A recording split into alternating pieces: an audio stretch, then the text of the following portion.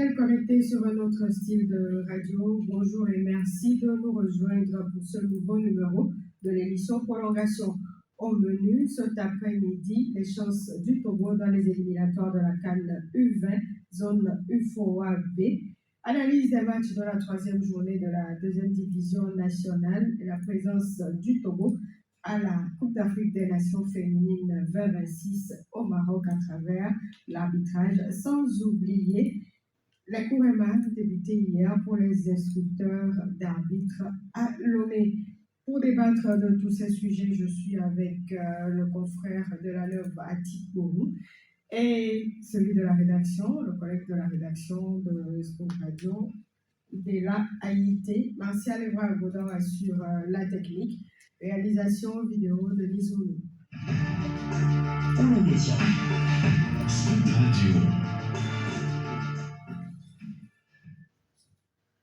Tout le monde est en place. Nous commençons avec les éliminatoires de CAN U20, UFOA-B, de la Neuve. Bonsoir. Bonsoir Evelyne, bonsoir également à Dela, sans oublier tous les internautes. Merci d'avoir répondu à notre invitation. Ça a toujours été un plaisir. Dela, bonsoir. Bonsoir Evelyne, bonsoir à tous nos amis. De la Neuve, le Togo rate son entrée aux éliminatoires de la CAN. U20 UFOA-B, c'était hier contre le Burkina Faso à l'arrivée. 3-1 pour le Burkina. Quelle analyse on peut faire de ce match du Togo?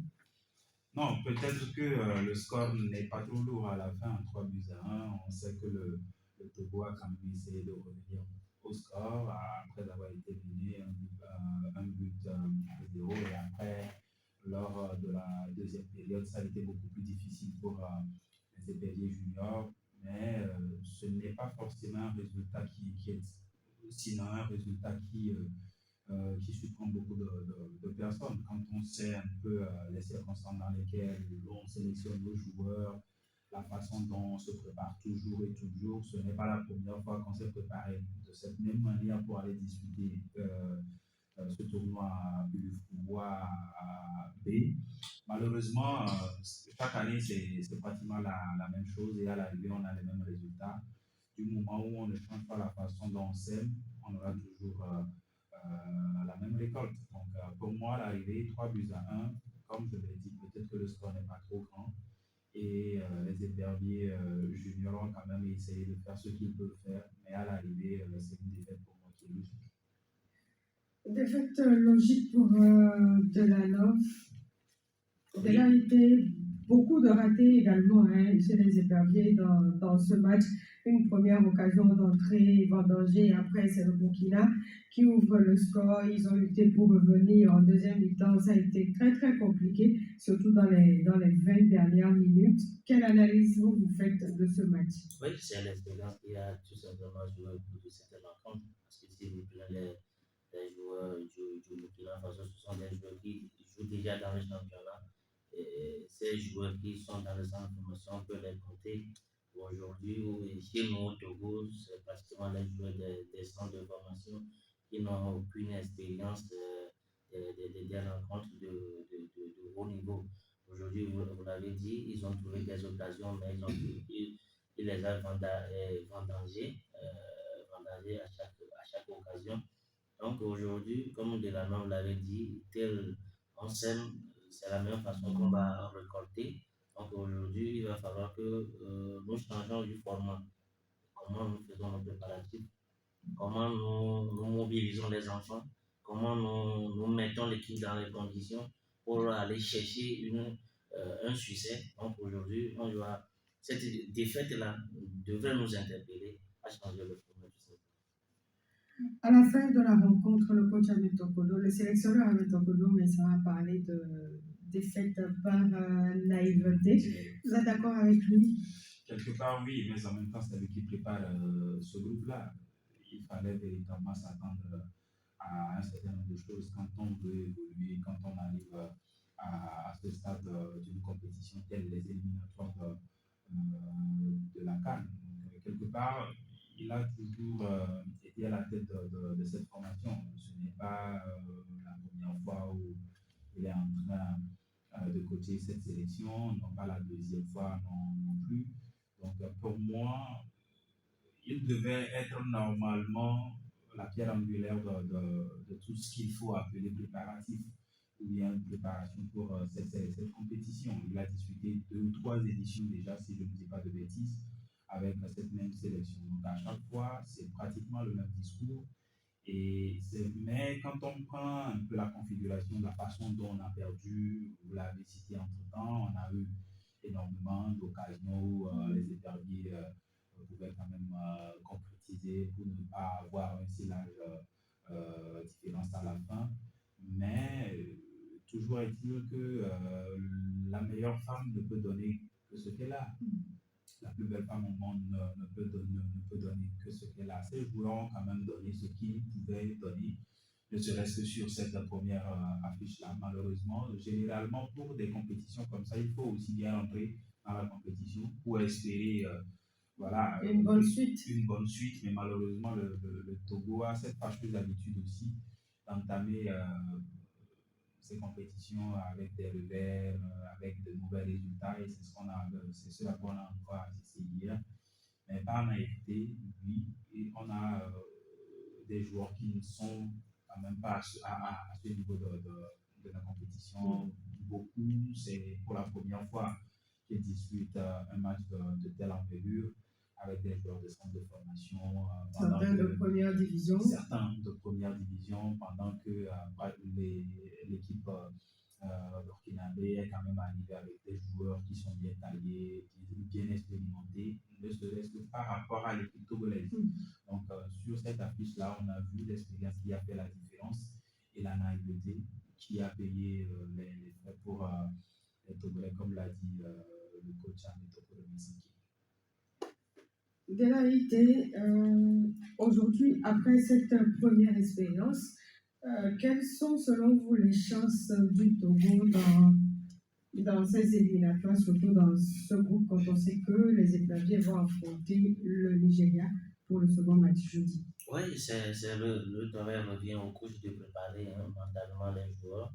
Il faut le dire, monsieur, c'est pas encore fini. Il faut les préparer mentalement parce que déjà 3-1, leur mental sont affectés.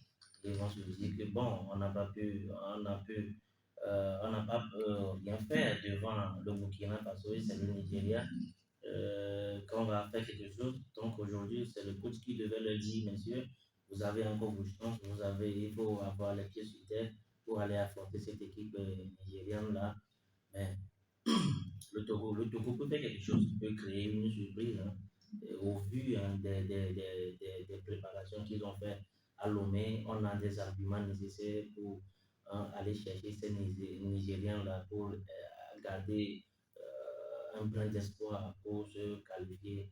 En tout cas, c'est un match de football, mais tout est ouvert. Le Nigeria a battu le Ghana 4-2. C'était un match très ouvert hier, juste avant le match contre le Togo. Ce même Nigeria sera le Togo va affronter ce même Nigeria jeudi pour sa deuxième sortie. Des chances pour les éperviers, Julien? Pour moi, ça va être très compliqué. Maintenant, un match de football ne se gagne pas forcément par rapport à l'expérience. Pas forcément par rapport à l'expérience. Je pense que le Togo, si le Togo a quand même envie de réaliser quelque chose, il va falloir être très costaud de la première jusqu'à la 96e minute, voire plus. Mais pour ce qu'on a vu hier, pour le match du Nigeria, est-ce que les Nigériens vont baisser la garde par rapport au Togo qui avait déjà perdu? Peut-être que le Togo, après cette défaite-là, aura, comme on le dit en hébreu, on va paraphraser un peu, auront le sang sur les yeux, et après, ils peuvent sortir le grand jeu face au Nigeria. Comme je l'ai dit, ça va être très très compliqué, connaissant un peu le Nigeria, d'autres nations, par exemple en matière de football de jeunes. Ce sont des nations qui ne badinent pas avec ce qui se fait. On les a vus entre-temps ici à Lomé, de quoi ils étaient quand même capables. Et pour ce que les Nigériens ont quand même montré hier, d'abord, il faut être costaud dans la tête. il faut être physiquement prêt parce que le Nigeria, généralement, joue avec un football physique en alliant un peu avec de la technicité pour mettre à ses adversaires. Donc, le Togo, comme on l'a dit, mais je pense que c'est déjà hypothéqué. Pour moi, c'est déjà hypothéqué malheureusement. Le Togo, si le Togo a vraiment envie de continuer cette compétition, il va falloir sortir le grand jeu, comme je l'ai dit déjà jeudi face à l'équipe nigérienne, peut-être avec une victoire, mais ne serait-ce qu'un petit but d'écart. Déjà, ce sera une relance pour l'équipe Ametokoro Nisiki. Delaïté, vous partagez le même avis?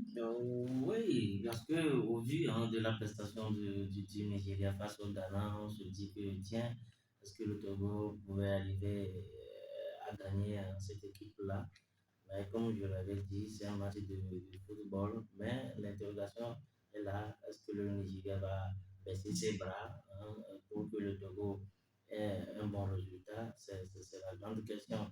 Aujourd'hui, le Togo aussi veut aller goûter les délices de cette Coupe d'Afrique-là. Ils vont faire tout possible pour y aller. Maintenant, il faut dire derrière, qu'est-ce qu'ils ont fait pour en arriver là? Est-ce que les conditions ou bien les préparatifs sont à point nommé pour que le Togo ait une qualification? C'est aussi autre question. Face au Nigeria, moi je dis, comme de la Nord l'avait bien dit, les chances du Togo de remporter cette victoire-là est très mince. Très mince. Je vois le Nigeria sortir avec une autre victoire pour valider sa qualification pour les demi-finales. Au-delà de cette compétition de l'UFOAB, est-ce qu'il ne reviendrait pas à la fédération d'exiger des clubs d'aligner au moins sur les matchs de championnat les moins de 20 ans, voire les moins de 17 ans? Parce que quand on va sur ces compétitions, on voit dans les autres pays, les joueurs sont déjà en championnat, ils ont 2 ans, voire 3 ans d'expérience.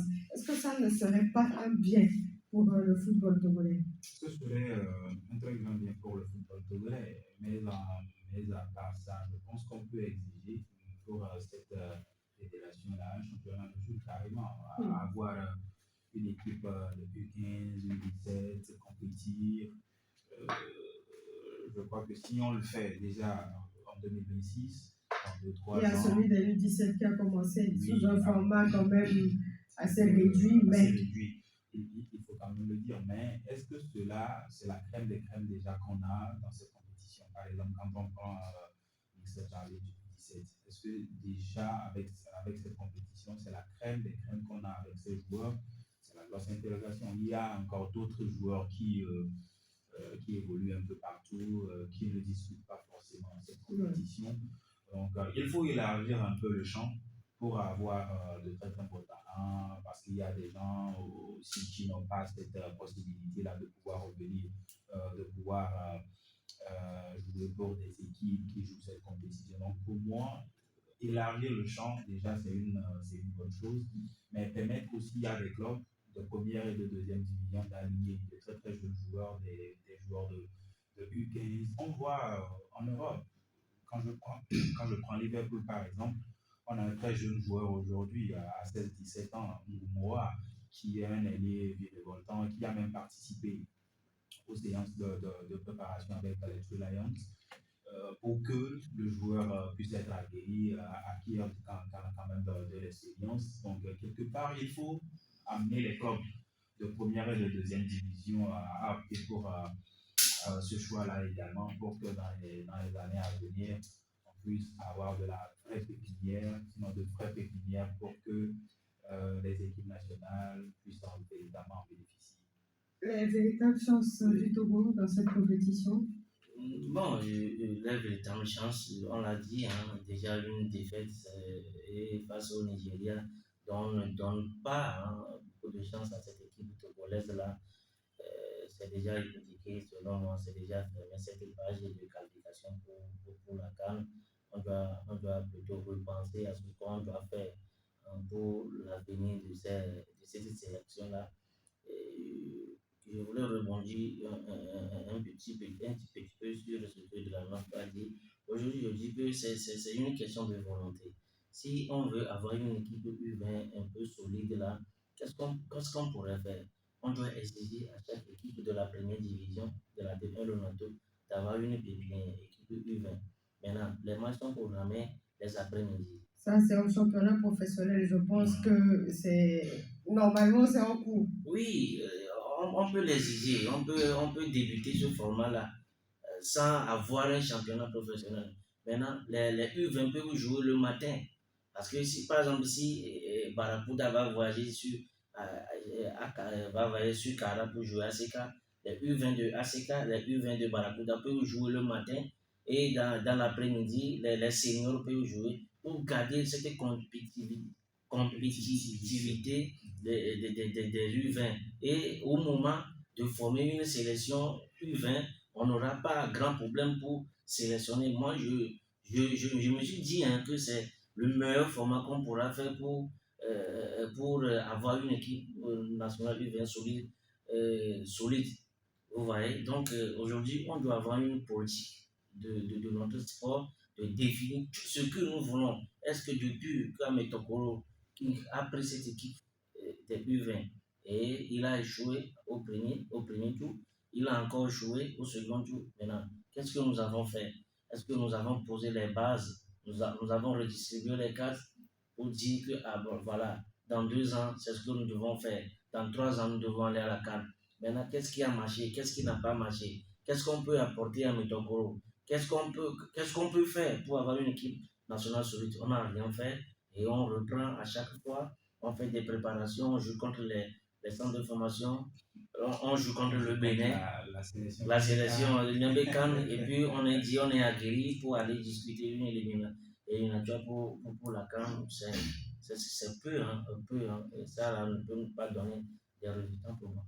Quand on prend la liste des joueurs sélectionnés pour ces éliminatoires, il y a quand même beaucoup qui évoluent ou qui ont évolué en première division. Il y a les joueurs de l'Entente 2, il y a les joueurs de Espoir de Zion, de Tambo, de l'US Cosa, de Gomido, de Bourlessou, d'Ibil Bastou par exemple, de l'Étoile Filante, qui ont quand même joué le championnat. Est-ce que véritablement ce n'est pas plus une question de préparation et de niveau de nos joueurs? Ouais, il y a un peu de ça, parce que quand on prend un peu tous ces noms, est-ce que ce sont les meilleurs éléments de leur formation? Pas forcément. Ce sont des joueurs, oui, qui sont dans le championnat. Qui sont dans la tranche de l'âge, parce que ce sont les U20. Parce qu'ils sont les U20 et ils ne font pas forcément la pluie et le beau temps dans leurs différentes équipes. Donc, quelque part, oui, le niveau de notre championnat également cause problème.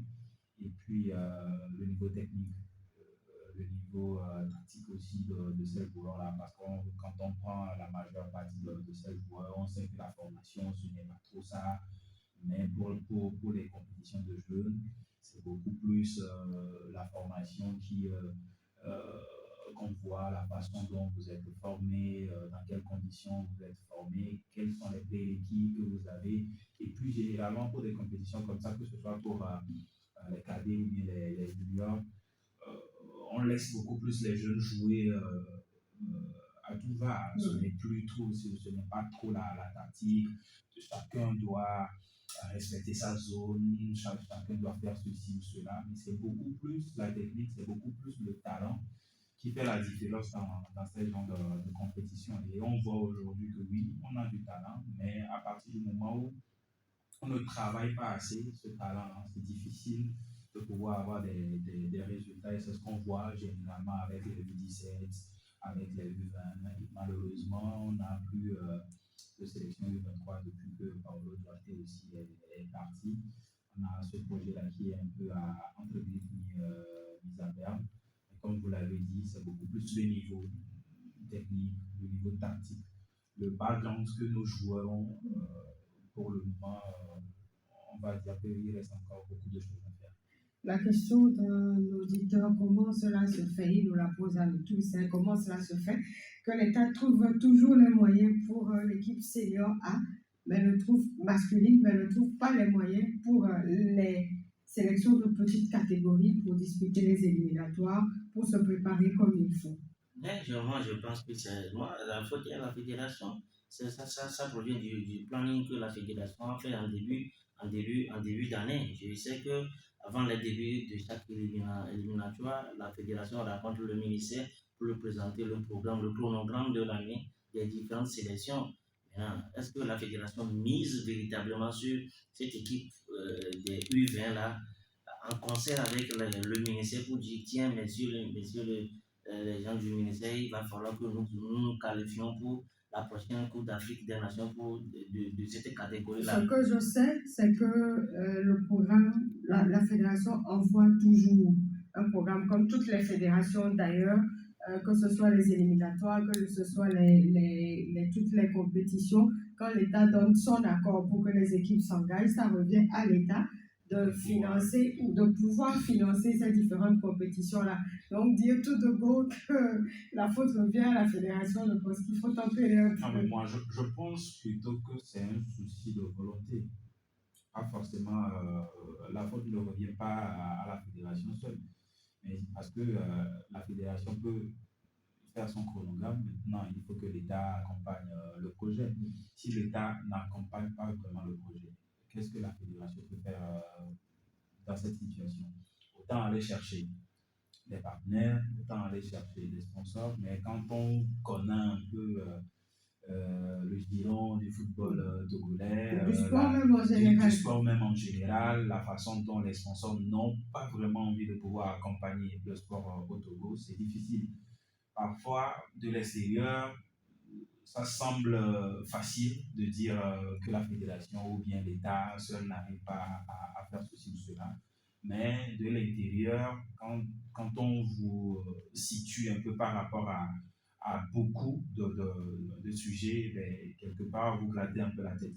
Donc, il faut véritablement que la fédération continue du moins par soumettre le chronogramme au ministère et continue à titiller le ministère et que le ministère puisse porter la voix au niveau du sommet et que véritablement la volonté soit mise pour que le Togo, sinon le Togolais qui a également choisi le sport comme sa profession puisse véritablement vivre de sa chose, quoi. Oui, déjà, il était revenant sur ton analyse avant que de la NOF n'intervienne. Oui, la fédération soumet le programme, le chronogramme. Maintenant, vous vous engagez dans une compétition avec l'accord de l'État. Si après, derrière, vous désistez, c'est que vous avez des sanctions. Des sanctions derrière. Voilà, donc peut-être si l'État n'accompagne pas, la fédération ne peut plus se désengager. Il a obligation de présenter une équipe. Voilà un peu comment ça se présente. Oui, moi, le côté où j'accuse la fédération est que à chaque année ou bien à chaque édition, on s'engage. Mais on revient toujours avec des résultats dérisoires. Maintenant, à quoi bon de s'engager encore? On peut rester à la maison, se préparer bien pour revenir à des éditions à venir. Aujourd'hui, comme Delanov l'avait dit, je crois que la responsabilité est partagée. Si vous prenez le cas du Bénin, il y a l'État béninois qui s'est impliqué corps et âme pour aider les différentes sélections.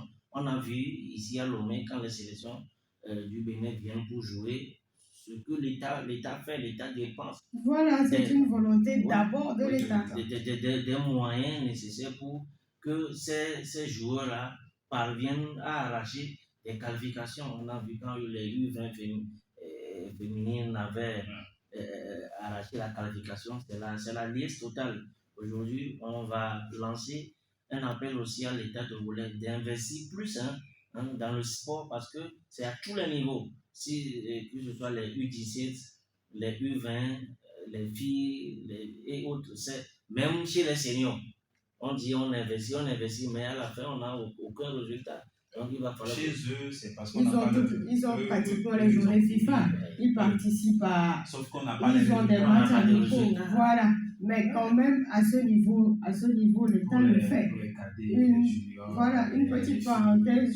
J'ai lu quelque part que la Fédération de handball du Togo aurait arrêté toutes ses activités parce que n'ayant plus de subventions. Oui. Mais le Togo est un pays atypique, quoi. Oui, on a vu même les voleurs, Se qualifier. oui, non, pas se qualifier au tournoi zone 3. C'est avec des difficultés qu'ils ont rallié le pays pour disputer ces éliminatoires-là. Et depuis leur première victoire, c'est l'hécatombe total après. Ouais. Il n'y a pas de moyens au niveau des fédérations. Mais c'est comme on est dans une maison. Hein. Dans une maison, le papa, c'est le chef de la maison.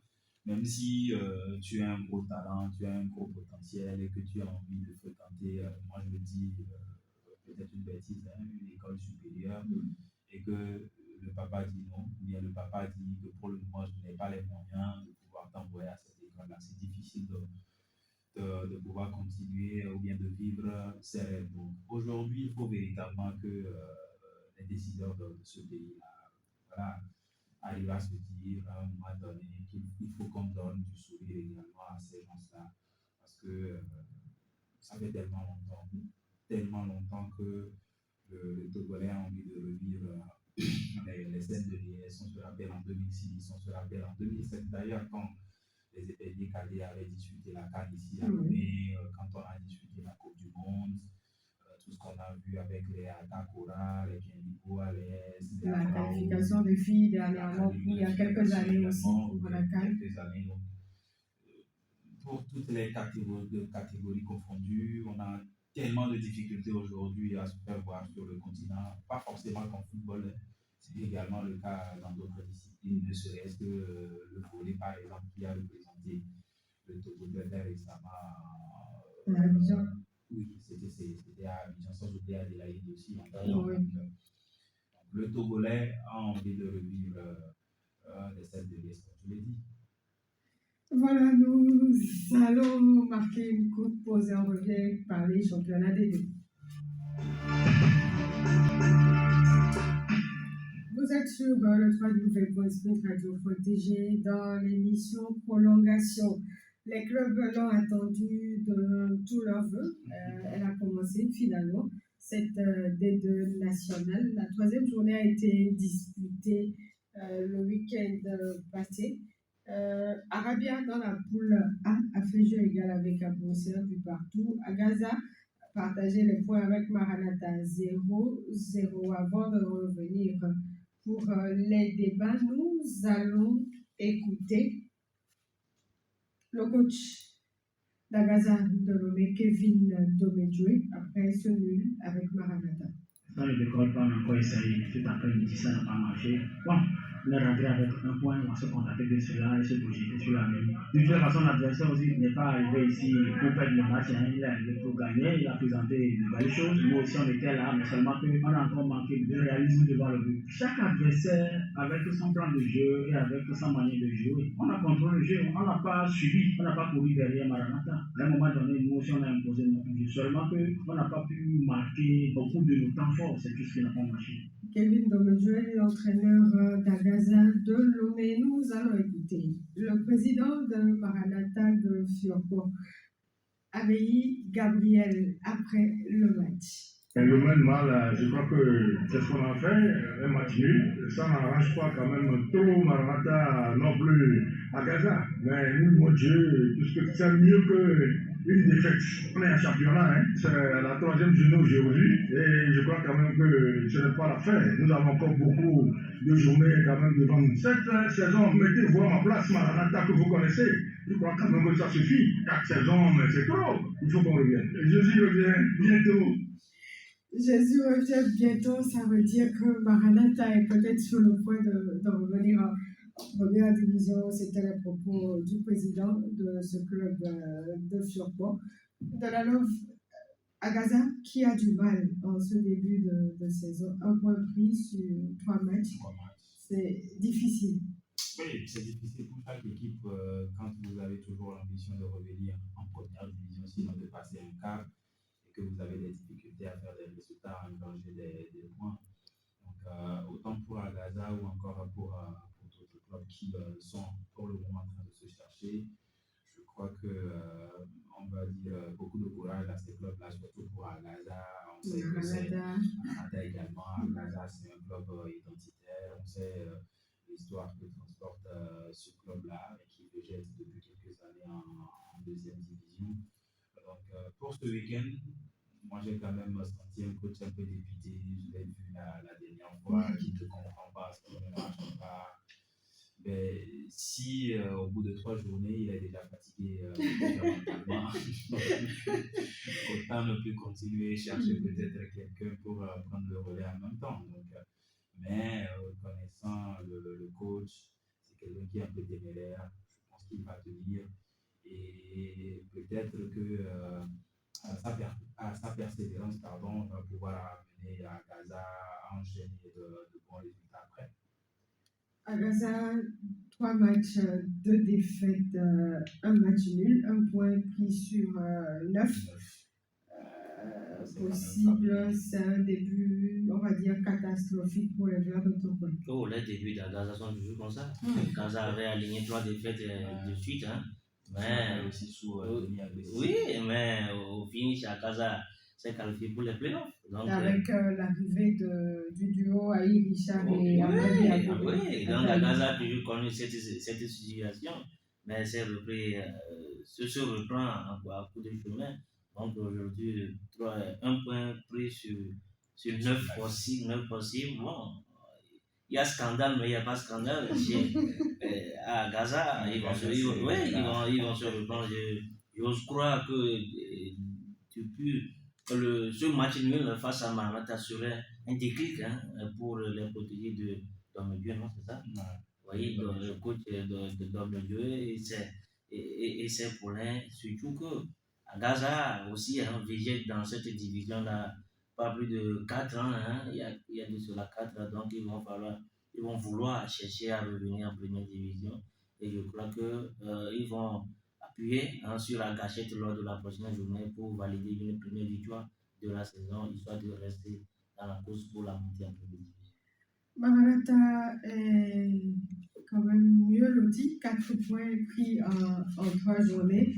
Le président Aimé Gabriel dit qu'il est temps de revenir en première division.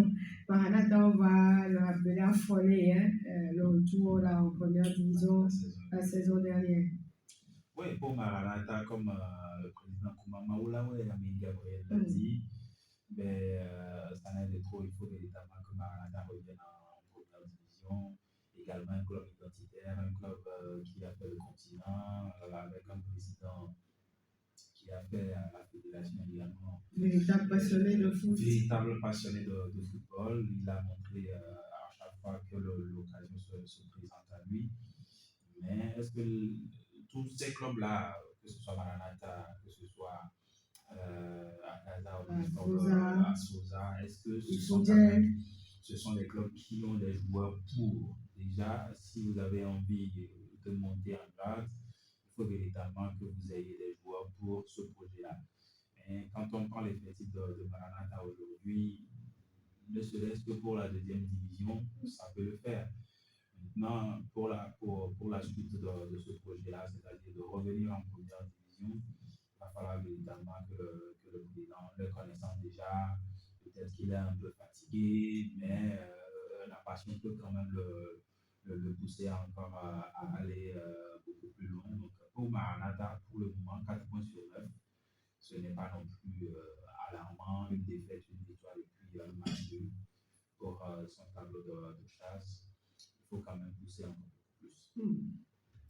Asfoza, il faisait 2-0 pour Asfoza, c'était à Blogamé. Il faisait qu'il avait commencé par une victoire, c'était chez les Verts de Tourcoing. Après, pour cette troisième sortie, une défaite devant Asfoza qui espérait quand même cette victoire-là pour vraiment se lancer dans le championnat.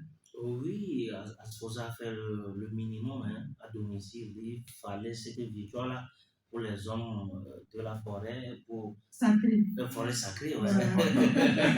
Pour s'emparer de la tête de leur groupe. Et à la fin, ils ont cette victoire-là. C'est bien pour eux. Aujourd'hui, comme on l'a dit, à Gaza, Asfoza, Maranatha, Ifodien, ce sont des clubs qui avaient goûté la première division. Donc, ils font le possible pour revenir en première division. Je crois que Asposa, avec cette victoire-là, le permet de garder la tête longuement parce que j'ai cru avoir qu'ils joueront prochainement face à Gaza. À Gaza, oui, à Gaza, et quand on sait que. À Gaza seront chez Abou Ossé. Il faut dire, je compte Arabia et la JCA reçoit Asposa. Asposa joue contre Arabia, encore à domicile, c'est un Asposa facteur. joue contre la JCA. JCA, Ah, ouais. oui, on connaît, hein. Autant de Agretro aller avec la JCA, surtout hein, des matchs qui arrivent en fin de rencontre. En tout cas, aujourd'hui, Asposa possède tous les hommes possibles pour aller chercher cette victoire-là. La JCA, attention, la JCA aussi qui veut aussi revenir en première division. Ça serait massif fermé et en même temps ouvert. Nous allons écouter le coach Difodje Amadou, le coach Amadou après ce match. Le premier match, on l'avait oublié, celui-là, on doit oublier et puis continuer. C'est un championnat à 3 points, donc il suffit de revenir avec un match gagné pour la prochaine journée et puis on rattrape le peloton. Vu l'analyse du match, on a payé 4 de nos erreurs. Nous-mêmes, on a donné les buts et malheureusement, de l'autre côté, on n'a pas pu concrétiser. Même si par moment, il pouvait y avoir un pénalty dans ce jeu. Je crois que dans l'ensemble, le contenu est bon. Peut-être que c'est sur la forme qu'ils ont mis 2 buts, on n'a pas pu marquer. Mais rien n'est fait, c'est un championnat à 3 points, donc il y a quand même beaucoup de choses à nos avis. L'erreur humaine, ça arrive, mais notre problème, c'est que ça ne se reproduit plus dans nos matchs. Le coach Boukari Amadou qui se plaint déjà de l'arbitrage. J'ai l'impression que préparation des Camerounais c'est sur l'arbitrage. Parce que ce soit avec la première division, on a vu tout ce qui s'est passé, à la Coupe du Monde également, on a vu. Mais je n'étais pas au terrain la dernière fois pour vraiment juger tout ce qui s'est passé. Donc, il était témoin oculaire, il est beaucoup plus à même de pouvoir bien juger la victoire. Il n'est quand même pas un habitué de ce genre de déclarations aussi, parce que c'est un personnage que je connais personnellement bien. Il a eu à me coacher quand j'étais encore au campus pour les championnats universitaires. C'est quelqu'un qui travaille très bien et quand vous voyez par qui il est passé, il a quand même apporté une touche particulière à ses équipes, coach Amadou. Donc, quelque part, sur ce match-là, comme il a dit, c'est un championnat à 3 points. Il faut quand même oublier ce match-là rapidement pour essayer d'aller chercher d'autres victoires et essayer, pourquoi pas, avec cette équipe de Ifodje, de pouvoir revenir en première division. Parce qu'entre-temps aussi, il y a 2 ans ou bien 3 ans, on a vu Ifodje aussi qui a frôlé la qualification, sinon la montée en première division. Donc, on va dire que ce n'est que partie remise. Vivement qu'ils se reprennent avec tous ces joueurs et pour pouvoir continuer à chercher les points et puis essayer de se repositionner. Parole à présent au coach de l'ASFOSA, le coach Cédio. Notre objectif, c'est la montée 2 minutes. Il faut nécessairement revoir avec la victoire. Parce qu'on a travaillé pour ça et c'est de victoire difficile. On a marqué qu'un seul but sur 2 matchs. Donc, si on a plus 2, sur 1, je pense que ça commence pas avec l'adversaire. On a eu plus de temps de jouer un match amical contre eux. On a vu leur manière de jouer. C'est un milieu qui débloque souvent la situation. Parce qu'on a essayé de les neutraliser, ça nous a laissé le temps de jouer plus de jouer. Le but, je vois, se marque dans les 15 dernières minutes, 15 dernières minutes de chaque partie. Donc, il faudrait qu'on en profite le temps que l'adversaire ait prenne confiance. Le coach Cédro de la SFOSA, ancien de l'entendre affectueusement surnommé Riel en face. Sinon, le métier en haut du top. Voilà. Une victoire, c'était quand même satisfaisant pour les supporters de la SFOSA à domicile dans la poule B. Fouadon a battu Escosa 1-0, deuxième victoire d'affilée pour Fouadon. Aknour forfait une troisième fois. Kakadel a pris le meilleur sur Taker but à 0. Doumbé s'est incliné devant Agoua 0 but contre 1 dans cette poule B. Je pense que la messe doit être dite pour Aknour. 3 absences. Ça veut dire Mais- véritablement qu'il n'y aura plus de championnat pour eux. Ouais, 3 absents de suite d'ailleurs, ça veut dire qu'il n'y aura pas. Et puis, généralement, c'est aucun signe pour chaque fois. Donc, ça veut dire qu'ils sont décidés pour ne pas disputer le championnat cette saison. Quelle est la raison? Pour le moment, ils n'ont pas encore fait de sortie officielle pour pouvoir situer les uns et les autres, s'ils vont revenir ou pas, qu'est-ce qui ne va pas. Donc, quelque part, c'est une situation qui me rend moins mal, parce que quand on retourne un peu dans 2, 3 ans, c'est une équipe qui faisait rêver beaucoup de personnes, surtout avec leur projet de jeu, ce qu'ils étaient quand même capables de réaliser sur le terrain, avec un football léché, des jeunes joueurs qui se connaissaient et qui jouaient très bien, qui dérangeaient énormément d'équipes.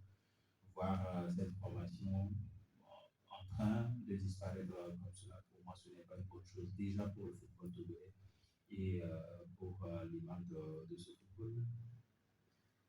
Pénalité, Aknour, 3 forfaits, c'est la fin, je pense.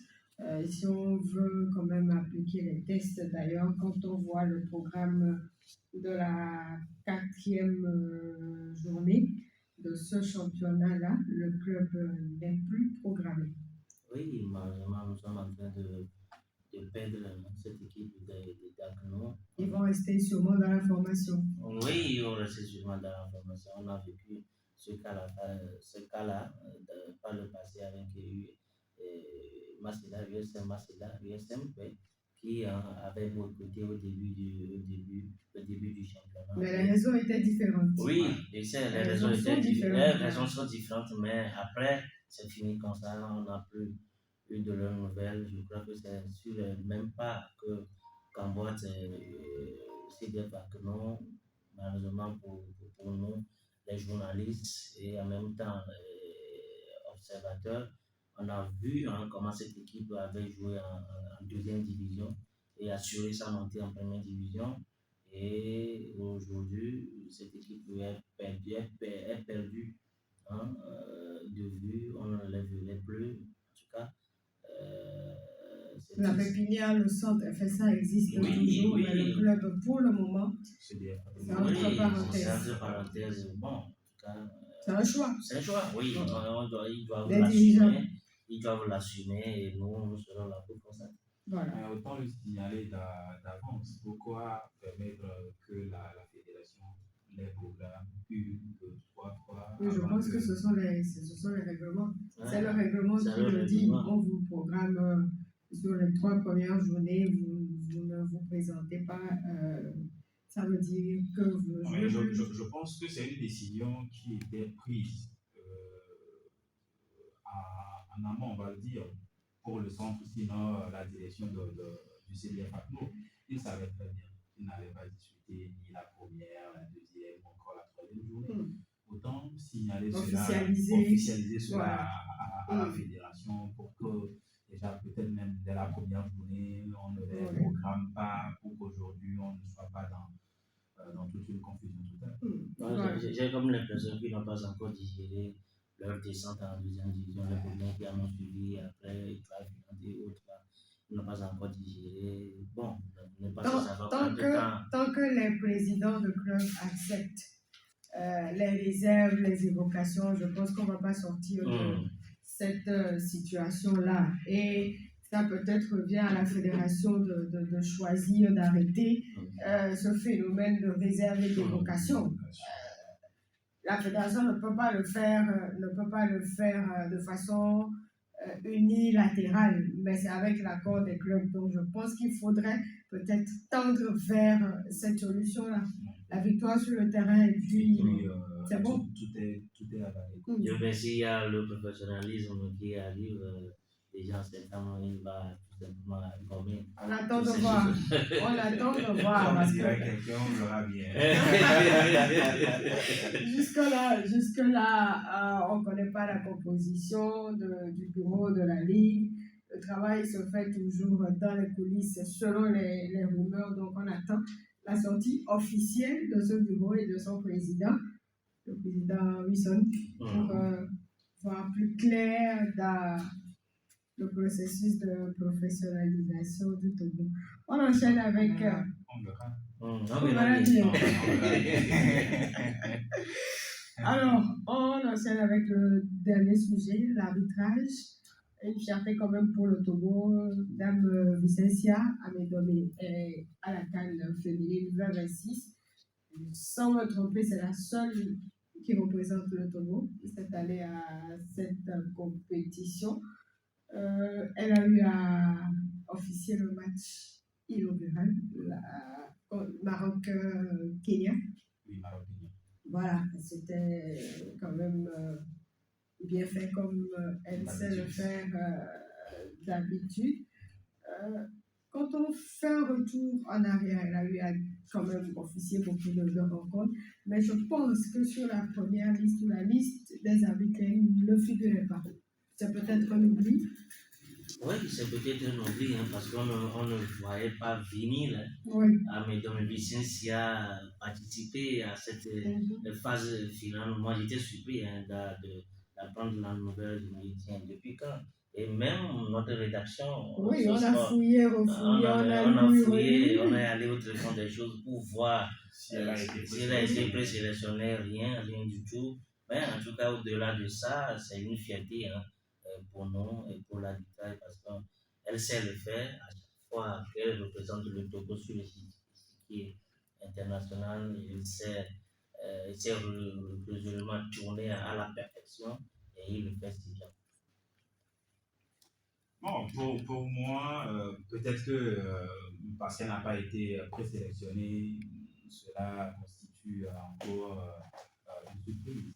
Mais connaissance de que Mme Vicencia a eu quand même à faire ce soir avec l'arbitrage, je crois que ce n'est plus trop une grosse surprise. On sait que ce soit avec des matchs masculins ou encore féminins, c'est une dame qui est toujours ferme dans ses décisions. Elle maîtrise même parfois ses sujets par rapport à certains hommes aussi. Donc, elle m'a arbitré plusieurs fois aussi.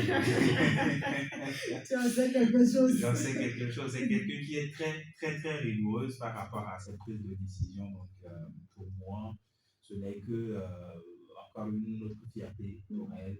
Parce que si elle a déjà fait ma CAN, si elle a déjà fait donc pourquoi encore être aussi prêt pour une belle phase finale d'Afrique féminine serait pour moi une grosse surprise. Ce n'est qu'une confirmation. C'est devenu devenu normal. Pour moi, c'est devenu normal pour ce qu'elle fait. Voilà. Les cours MA, on en parle aussi. Des instructeurs techniques d'arbitre, ça a démarré hier à Lomé. 30 instructeurs, dont une femme. Madame Padelou Alice, ils sont réunis dans un hôtel de la place pour suivre cette formation-là avec l'expert de la FIFA, Limki Chong. 30 instructeurs, une femme. Oui, avec ce formateur, il est toujours feu au moulin à chaque fois que le besoin se fait sentir à Lomé. Et former les formateurs, c'est bien parce que aujourd'hui, pour avoir des bons arbitres, il faut avoir un bon formateur. Et ça nécessite toujours pas une formation. Donc, les former, c'est une bonne chose. Et ça permettra à l'arbitrage togolais d'élever un peu, de lever son niveau.